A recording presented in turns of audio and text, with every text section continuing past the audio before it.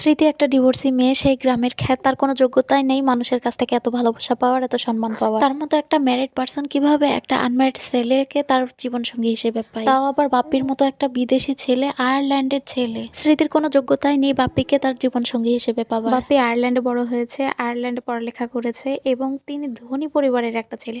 তার মতো একটা ছেলেকে স্মৃতি কিভাবে তার জীবনসঙ্গী হিসেবে পায়? স্মৃতি তো ডিভোর্সি, সে তো গরিব খ্যাত, তার মতো মেয়ে কোনোভাবেই এত সুন্দর একটা জীবনসঙ্গী ডিজার্ভ করে না। অন্যদিকে দেখেন বাপ্পির এক্স গার্লফ্রেন্ড সুশ্রী, তার কত যোগ্যতা, তার কত ট্যালেন্ট, সে কত মডার্ন, সে কত কালচার বোঝে, সে ইংলিশে কথা বলতে পারে। তার ট্যালেন্টের কোনো মানে কোনটা রেখে কোনটা বলবো, তার ট্যালেন্টের কোনো অভাব নেই। বাপ্পির মতো ছেলেকে সুশ্রী ডিজার্ভ করে। সুশ্রী একমাত্র বাপ্পিকে পাওয়ার যোগ্য ছিল।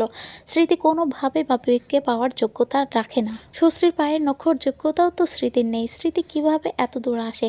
ফারহানা বিথির কারণেই স্মৃতি আজকে এই জায়গায় এসেছে। না হলে ফারহানা বিথি যদি আজকে স্মৃতিকে ফেসবুকে পরিচয় না করিয়ে দিত, স্মৃতি কখনো এই জায়গাতে আসতে পারতো না। আরে স্মৃতি, তুই যার মাধ্যমে আজকে পরিচিত হলি, ভাইরাল হলি, এত কিছু করলি, এত কোটি কোটি টাকা ইনকাম করছিস, তাকেই ভুলে যাচ্ছিস, তাকে কোনো ক্রেডিট দিচ্ছিস না।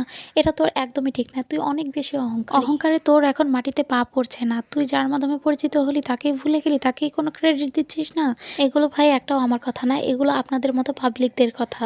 আর স্মৃতিকে প্রতিনিয়ত এই কথাগুলোর সম্মুখীন হতে হয়, এই কথাগুলোর জবাবদিহি করতে হয়।